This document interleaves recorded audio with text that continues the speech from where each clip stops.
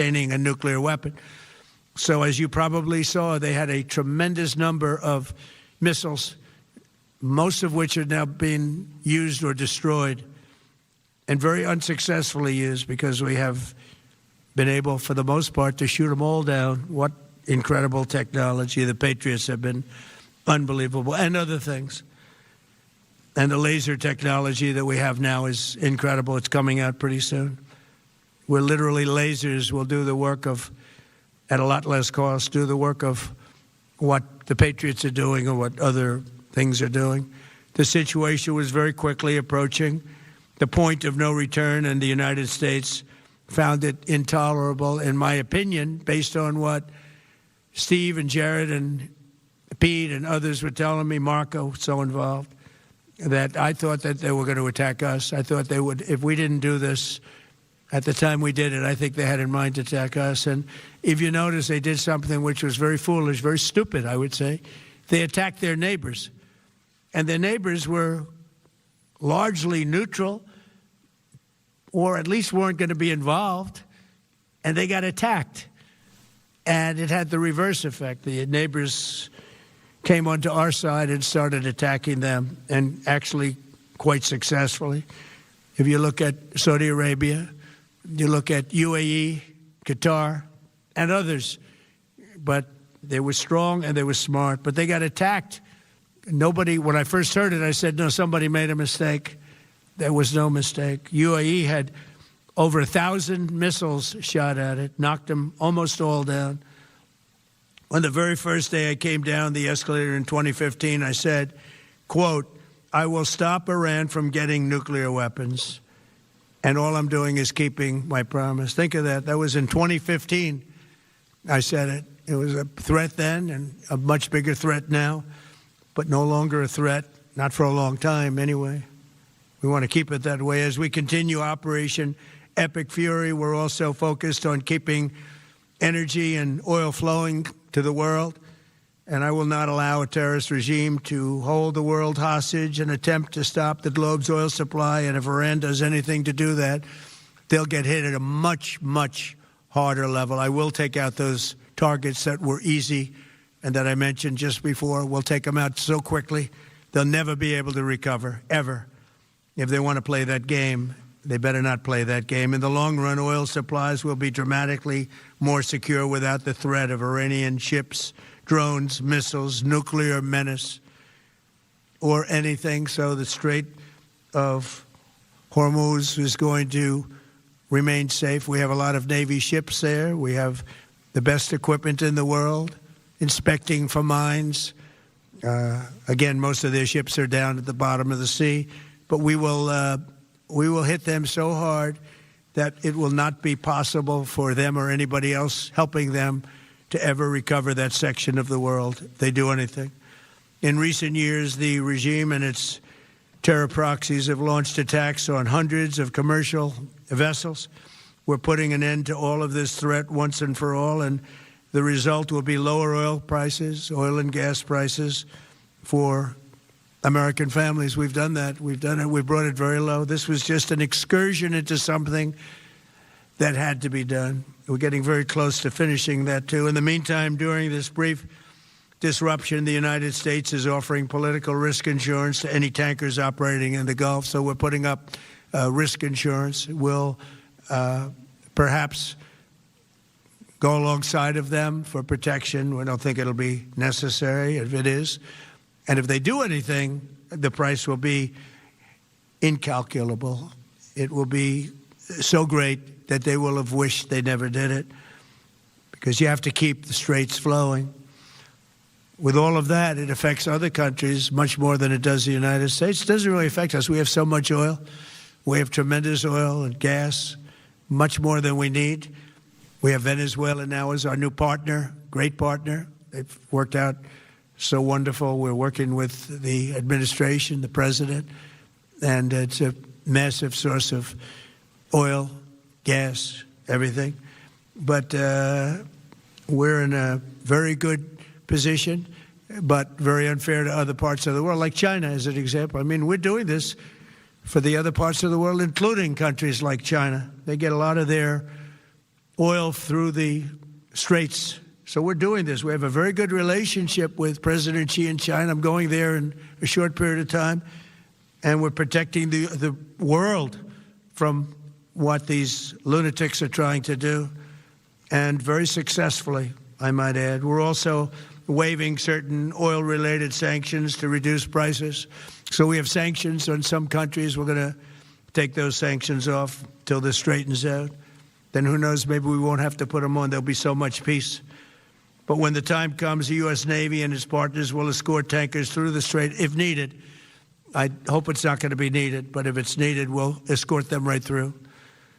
And we have the greatest mine-sweeping ability. We have the greatest ships, and we know exactly where they're placed. We'll get them out of there very fast, but we hope we don't have any of that. And again, if they do that, if they play that game, we're going to hit them at a level that they have not seen before. So we're winning very decisively. We're way ahead of schedule. Our military is the greatest in the world, with the greatest equipment and the greatest people in the world. Nobody's ever seen anything like it. Iran's a very powerful country. They were going to take over the Middle East. If we did not hit them, they were going to take over the Middle East. They had thousands and thousands. Since their last hit, they had thousands and thousands of missiles and everything else. Most are now destroyed. But they were going to take over the Middle East. Those weapons were aimed at Middle Eastern countries that had nothing to do with this. They were going to take over the Middle East, and they were going to try and destroy Israel. So we stopped it with good timing, and we're very proud to be involved in this, and it's going to be ended soon. And if it starts up again, they'll be hit even harder. Thank you very much for being here. Go ahead. Any questions? Thank you so much. Go ahead. Do you approve of Iran's new supreme leader? And secondly, can you tell us more about your call with Russian President Vladimir Putin today? Yes. What did you discuss? Yes, I had a very good call with President Putin. We had a lot of people on the line from our side, from his side. We were talking about Ukraine, which is just a never-ending fight. And look, there's tremendous hatred between President Putin and President Zelensky. They can't seem to get it together.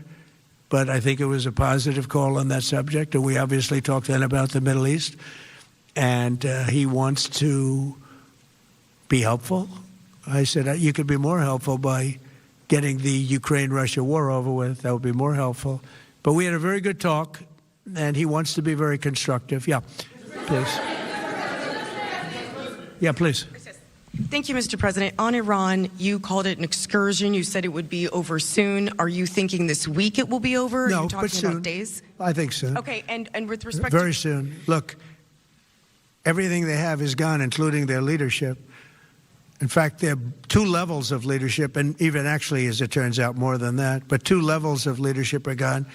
Most people have never even heard about the leaders that they're talking about. So it's obviously been very powerful, very effective. With respect to Cuba, you said that Cuba wants to make a deal. Yes. What would the United States get in return for that, and why should Americans trust Marco Rubio to negotiate it? Well, Marco Rubio is doing a great job. I think he's going to go down as the greatest Secretary of State in history. Look at what we've done as a presidency. Look at what we've done as an administration. They trust Marco.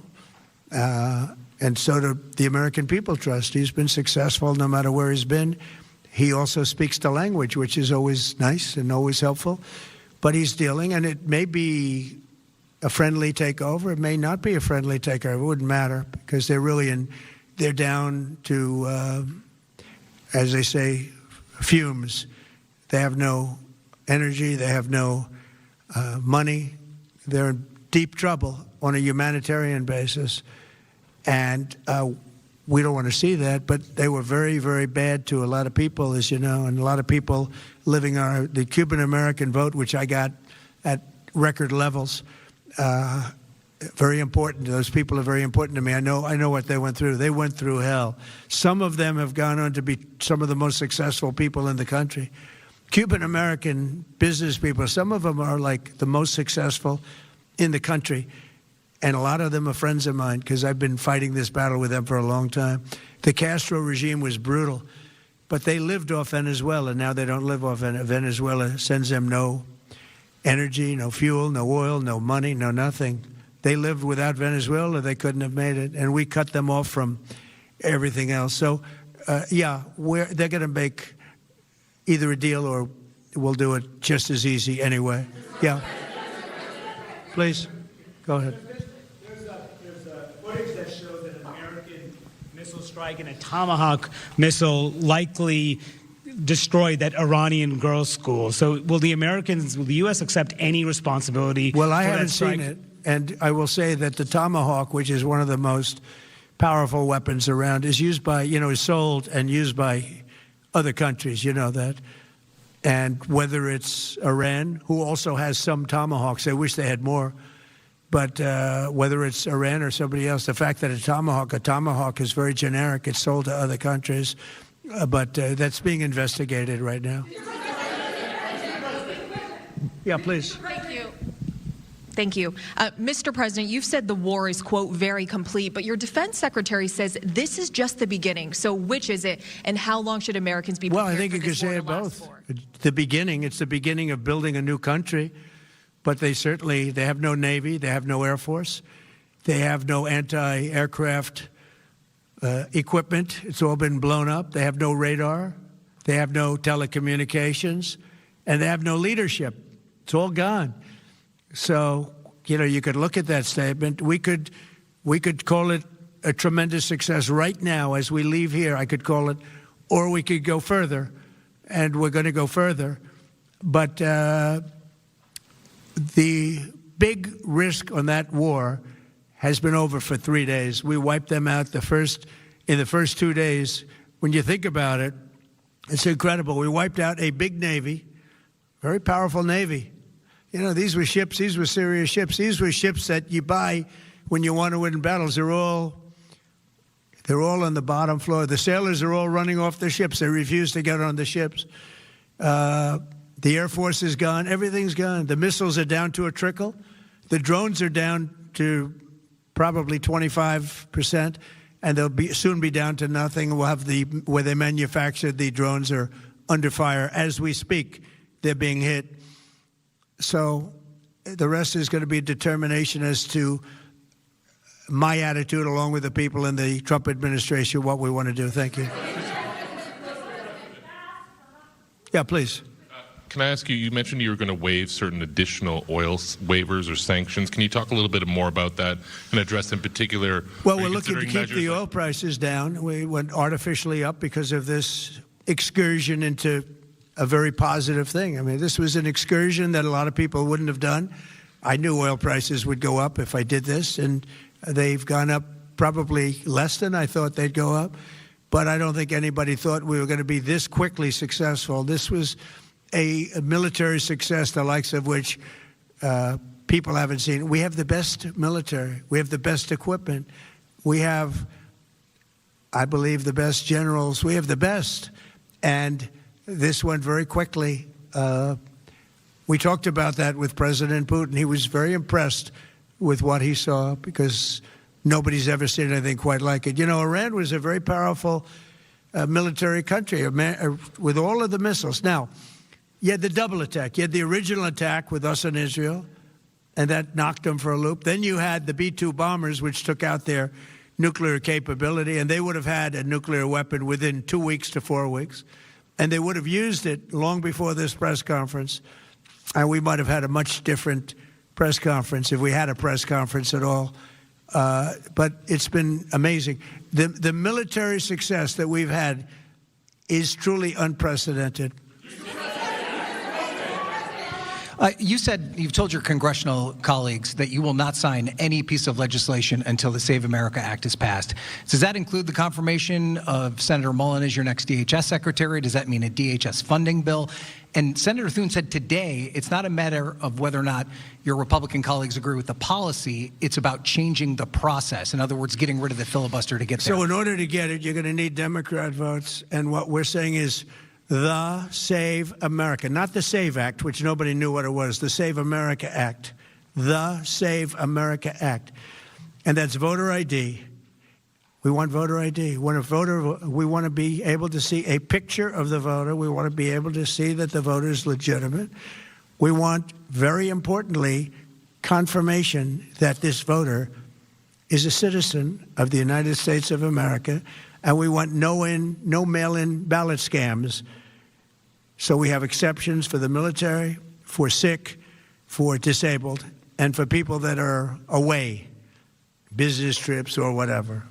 Even vacations will be very liberal in that. We've added two things to it: no men in women's sports and no transgender mutilization of our children. We don't want it's mutilization of our children, and we don't want that. So we added those two things. That's the 5 points. We have 5 very good points. It polls at 86% with Democrats. Think of that. The overall vote is 86%. With Republicans, it's 98%. And the only one opposed to it is a Democrat leadership because they cheat. They want to cheat. So we added those 2 points. We're going for the gold, and we're going to have to fight like hell. Now, certain things will happen. Certain things will take place. I'm here to do a great job for the country. But we don't have a country if we're going to have elections that are so corrupt and so dishonest like we've witnessed. Thank you for joining us. This is the 5 o'clock news. I'm Dawn Hasbrook. We have been listening to President Trump give an update on the war on Iran. He's been recapping the now 2-week war. We want to bring in William Muck, professor of political science at North Central College. Thanks for jumping on with us so quickly. Oh, good to be here. So let's recap what you heard. I think some people expected him to say the war was ending. That did not happen. It was more of an update. First of all, what are your takeaways? It was really interesting, right? So this was probably the worst day for the administration since they've launched the operation, right? So oil prices skyrocketing, a lot of questions, not clear on what the goals of the operation were. So I think what we saw here was the president trying to retake control of the narrative, like to drive the news cycle. And what he essentially did at the beginning of the press conference was really argue this was a defensive war, that Iran was on the cusp of a nuclear weapon, that they probably would have used the weapon within a couple weeks. Now, the intelligence suggests that's not true, but I think this was the Trump administration trying to justify the operation, try to make an explanation for the operation, and in the process, try to grab that news cycle back. And you were saying that he was trying to justify it, so let's go with that. He mentioned a couple of things that I noticed. He said if the U.S. didn't attack Iran, they were going to attack us. And then he also said that Iran was going to take over the Middle East. What are your takeaways from those two statements? Well, they're bombastic, right? And they're going to get lots of attention. But the reality is his own intelligence community would suggest that's not accurate, right? So their own intelligence community said that an attack on the United States, with any kind of nuclear weapon was, years and years away. They were not on the cusp of getting that weapon. So I think this is Trump trying to exaggerate the threat a little bit. I mean, think about what he's trying to do is really justify the preemptive invasion of another Middle Eastern country. And the last time that happened with George W. Bush, it was in the aftermath of 9/11. People were still afraid. It was an easier argument to make. And I think what he was doing today was trying to say, hey, that threat still exists, even though the reality is it's nothing compared to what we were seeing in the post 9/11 world. And, you heard him say that we don't need their oil. Then he also issued a threat and said if Iran continues to hold up the oil supply, the U.S. will hit them so hard at a level not seen before. He said they better not play that game. So what do you think his message was that he was trying to convey today about the oil? Yeah, I think there's a lot of concern about oil prices, right? I mean, that's in terms of both the international system, but also domestic politics, right? Trump and the Republicans are really running on affordability, trying to get the cost down. And when gas prices skyrocket like this is a major hit to the party. So I think what he's trying to do is, again, trying to recapture that narrative and say, we're going to go on the offensive, we're going to do things. The reality is there isn't a lot they can do in the short term, right? The Straits of Hormuz are essentially closed down until the fighting slows down, until there's less conflict. Markets are going to be unstable and prices are going to continue to go up. And there's not much the president can do about that other than talk about it, right? Talk about how he's going to address the problem. But I think, again, this is more trying to grab control of the news cycle. He did mention the Strait of Hormuz, and he said if needed, U.S. tankers will escort ships through the Strait of Hormuz. So we'll see what happens. William Muck, thank you so much, professor of political science at North Central College. Thanks for having me. Thank you. We'll be right back with more news.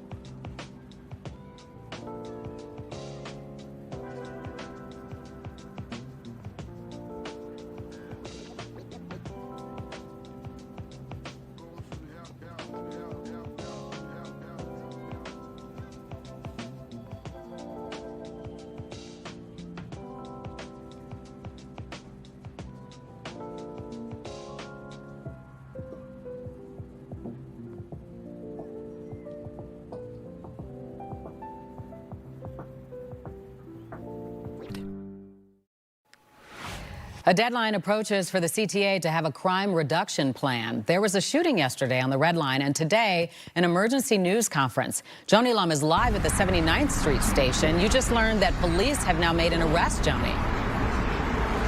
That's right. We'll have more on that arrest in a shooting that was here yesterday. Right now, there are extra transit police and the K-9 unit patrolling at the 79th Street station. Also, the group Violence Interrupters, they are deployed here at the scene. They are here to tell CTA riders that their efforts can help make the CTA safer. Now, about that shooting near the CTA 79th Street station, it was early Sunday morning. There was a dispute involving a group of people. Guns were drawn. 2 men in their 20s were shot. They were seriously wounded, and there was a huge police response. 3 people were arrested, 2 weapons recovered.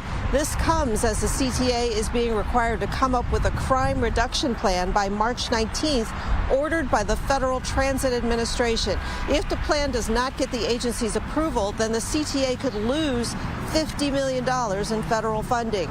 Violence Interrupters are out here today telling riders that they can intervene when things get hostile. Even though at night you don't have as many people on the train, but at night that's a crime of opportunity. The CTAs are overall safe to a degree. We would like to let everybody know also if we were present, there's a chance we could have de-escalated that particular situation. That's the main key. They say they've already intervened and prevented shootings on CTA trains, and we have this information just in from the Chicago Police Department. 18-year-old Maurice Dodd of Chicago has been charged with 1 felony weapons charge and also resisting and obstructing a Chicago police officer. Chicago police have stepped up their patrols across the CTA system. Reporting live on the South Side, Joni Lum, Fox Chicago. And police are investigating a River North restaurant and bar. Early this morning, police say a 35-year-old man was killed after being pushed down the stairs at Hubbard Inn. It started when a 32-year-old man got involved in a fight with a group of other people. Police say the 35-year-old tried to intervene and was pushed by the other man, causing him to fall down the stairs. The 32-year-old was taken into custody. Charges are pending. And police are looking into a home invasion in Winnetka. It happened last night near Rosewood Avenue. One suspect showed up pretending to be a food delivery driver. Then the entire group pushed inside. They held the victim at gunpoint and demanded specific items. The victim got away and called for help. The crew took off in a black Acura SUV with no plates. Anyone with information is asked to give Winnetka police a call. And now let's get an update on this forecast. We hope you got outside. What a beautiful day, huh?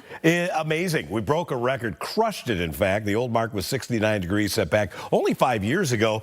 Beautiful out there right now, just a couple of puffy cumulus clouds, 72 degrees at O'Hare.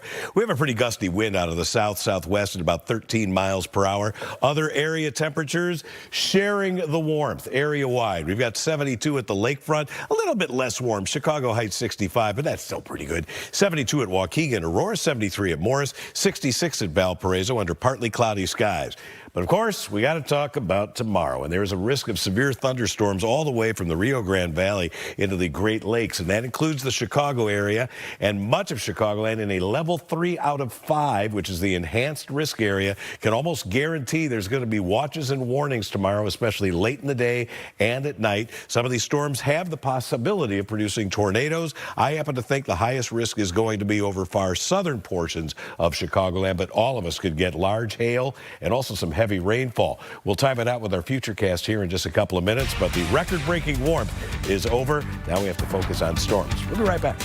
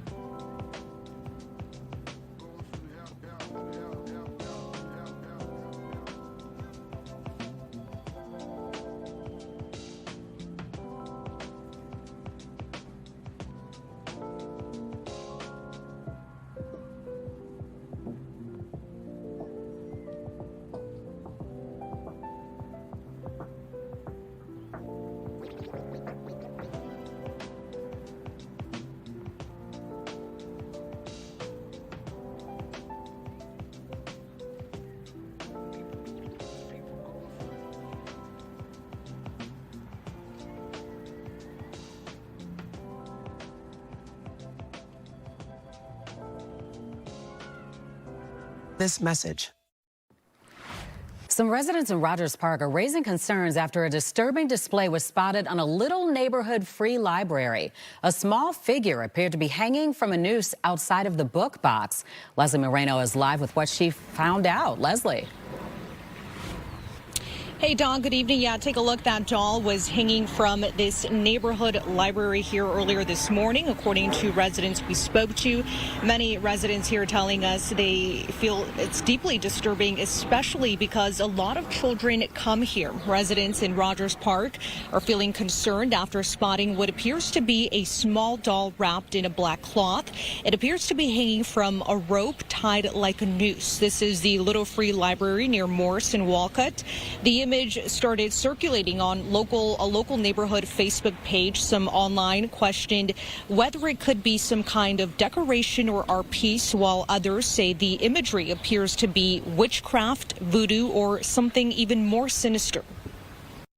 So I was, one, shocked. I would say two, kind of appalled, because I wouldn't expect it, right? If something like that's in one of our reading boxes, I'm assuming it's from someone in the neighborhood. I mean, I'm going to hope that it was just somebody playing a foolish joke and didn't realize what it could possibly mean, but the reality is that that's not always the case.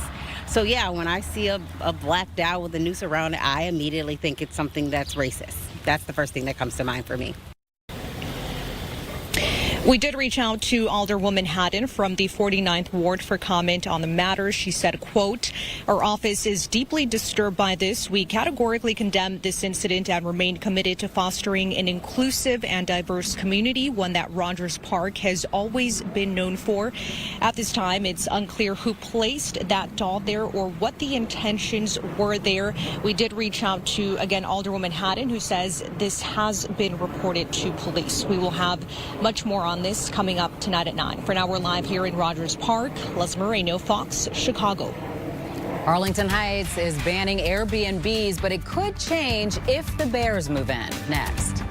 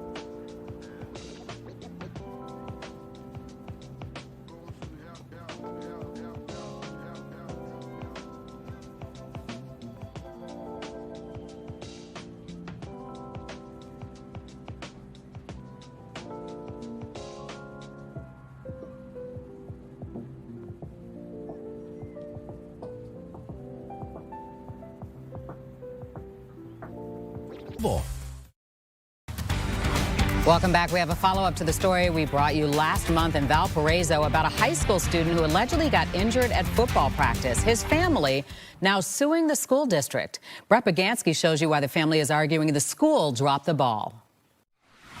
I spoke to one of the lawyers who was representing Jason Solomon and his son Malachi, who told me that just days ago the teenager had to go back to the hospital because he's still having symptoms from a concussion he suffered back on February 2nd.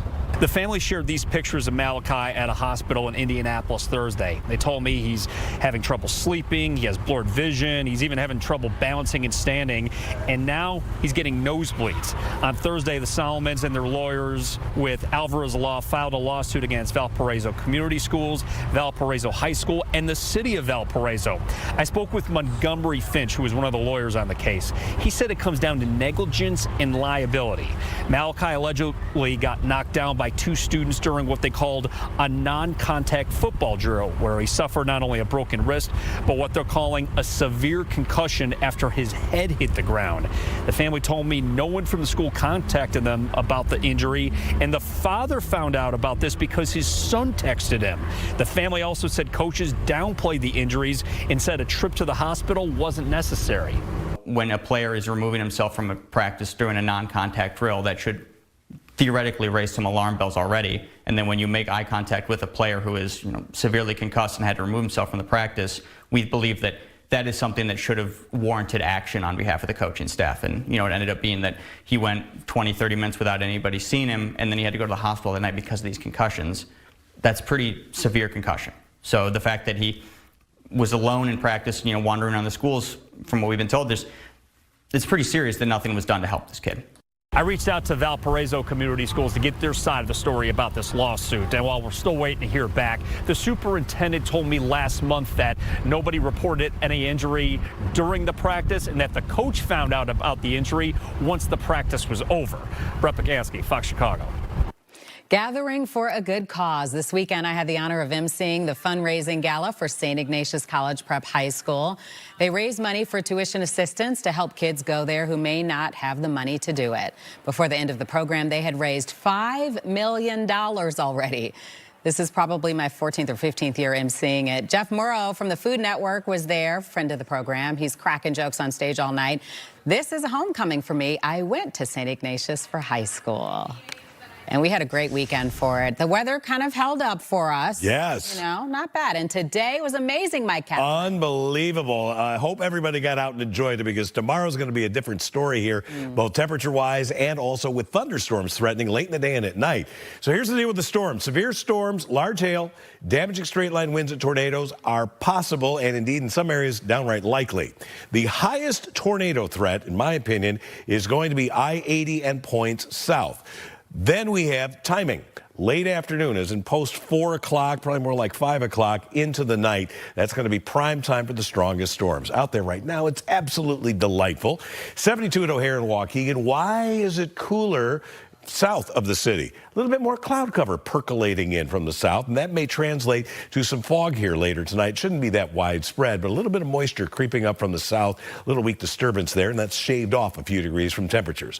Let's look at the Weather Authority Futurecast. Here you see that cloud cover, a little bit of fog overnight. Tomorrow morning, we start out dry but mostly cloudy, and temperatures are going to be taking a nosedive from north to south. The farther south you are, the longer you're going to stay in the 60s and 70s through the day. There could be a 30-degree temperature difference from north to south across Chicagoland, and where that warmer air resides, I think is going to be prime territory for the bigger thunderstorms. But our model showing heavy thunderstorms cruising through the area, all of Chicagoland tomorrow evening, and then late at night, we're going to transition to more rain with an embedded thunderstorm and a heavy rainfall threat. We've got the full 7-day forecast, including a couple chances for snow coming up. We'll be right back.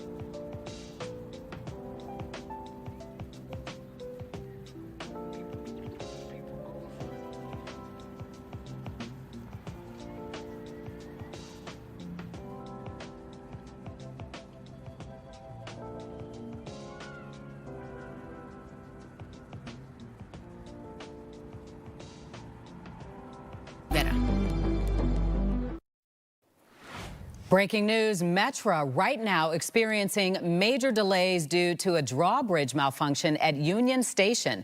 This video shows the Amtrak South Branch Bridge stuck in the air. This is affecting Southwest Service and Heritage Corridor lines.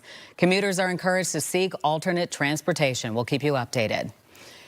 To Airbnb or not to be, the Village of Arlington Heights unanimously approves a ban on short-term rentals. Casey Cronus live in Arlington Heights to explain why it could still be walked back. Casey. Hi, Dawn. Right now, the ban kicks in on July 1st, but it will likely be reconsidered if the Bears build their new stadium here in Arlington Heights, unless you're moving in for at least 30 days. Short-term rentals, including Airbnbs, are checking out. It became obvious that we needed to address this. And so for the time being, that's what we've done. The board's unanimous decision comes after some neighbors have raised concerns about noise, partying, and a revolving door of tenants at certain rental properties. Mayor Jim Tenalia says it's also a way to maintain the village's character. One of the things that I think is a valid concern is that when companies get wind of the idea, oh, we can buy up some of the smaller houses, less expensive houses, and turn this into a profit source, a business, opportunity, that removes a lot of attainable or affordable homes from our housing stock. But if the Chicago Bears take up residency here, Tenalia says they'll reopen their playbook. I'm relatively certain that depending on what happens with the 326 acres on our west side, it will come up again. This will take a deeper dive. And at that point, what I hope to do is put together a task force or a think tank of, interested parties, pro and con. Those who oppose the ban include residents like Devin Gray, who lives in the community and operates just one rental property. To me, it seems like the village is kicking the can down the road when there's an opportunity to come up with smart regulations instead. He says his recent guests have included an elderly couple that's renovating their home, a family in town for a karate tournament, and professionals heading to a convention in Rosemont. I think about Airbnb being a great solution for folks like that. Those are the types of neighbors that we do want visiting Arlington Heights. Instead of a ban, Gray is urging officials to enforce noise ordinances, license operators, and perhaps even impose a hotel tax. There are no boutique hotels in downtown Arlington Heights like you find in Lake Forest. There are no nice chains to stay at. The reality is, if we do see the Bears come to Arlington Heights, as we are hoping, this is a problem that we need to address. If there's a Super Bowl in town or a Big Ten championship in town, people are going to rent out their homes. And so rather than take a reactive approach to this years from now, we should be proactive. We should be planning for the future. We should put regulations in place now. Other suburbs have enacted similar bans or restrictions on short-term rentals, including Hinsdale, Schiller Park, and Glen Ellen, where one operator is taking the village to court over the issue. Reporting live in Arlington Heights, Casey Cronus, Fox Chicago. Stick around. We'll be right back.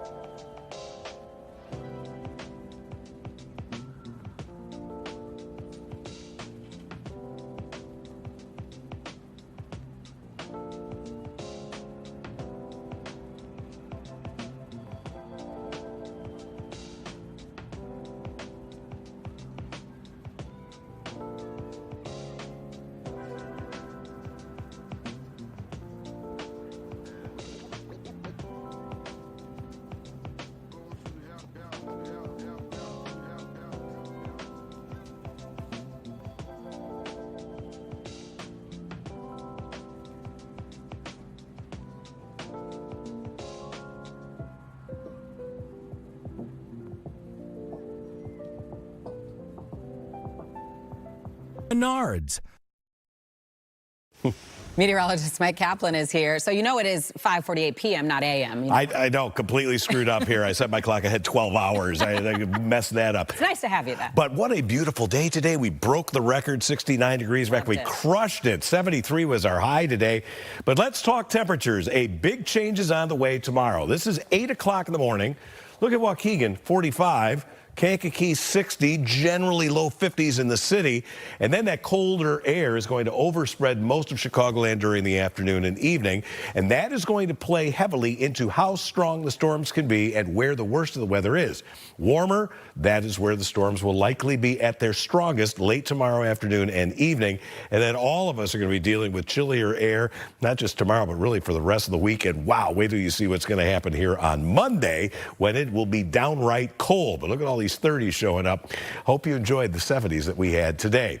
So here's the deal. Big outbreak of severe thunderstorms tomorrow. Look how much of the country has some risk of severe weather. And one of the hot spots is in northern Illinois and northwest Indiana. It includes the city of Chicago, a level 3 out of 5 or enhanced risk. You can almost bank on there being watches and warnings issued tomorrow afternoon and tomorrow night. The position of that warm front is going to be critical in determining where the strongest storms happen. It will be close to and south of that front. But anywhere in Chicagoland, we need to be weather ready for strong thunderstorms. It could be large hail, damaging straight line winds. And then there's also a risk of heavy rainfall and possibly a couple of wet snowflakes coming in on the back side of that thing as it pulls out of here on Wednesday afternoon. Tonight, really the only concern, maybe a little bit of patchy fog, 52 for the low. Tomorrow, be weather ready, especially late in the day and at night. Strong thunderstorms, severe weather possible. Our high on average, 58 degrees, cooler north and near the lake. Here's the 7-day forecast. Another round of rain coming in here Thursday night. Friday's high 50, and then it gets chillier here over the weekend with occasional rain, possibly mixing with some snow into Sunday. Monday's high, only 32 degrees. Back to you. Thank you, Mike. NFL free agency periods open up today, but deals will not be official until Wednesday. But the Bears were busy today. Tina Nguyen joins me now with the latest. Yeah, a lot of movement happening in the NFL. Let's start with safety Kobe Bryant because he is going to have an immediate impact on this defense. 3 years for $40 million. Just played in the Super Bowl with the Seahawks, coming off of a really impressive season in Seattle. 4 interceptions, 7 pass breakups, 4 tackles for losses in 15 games. He's 26 years old.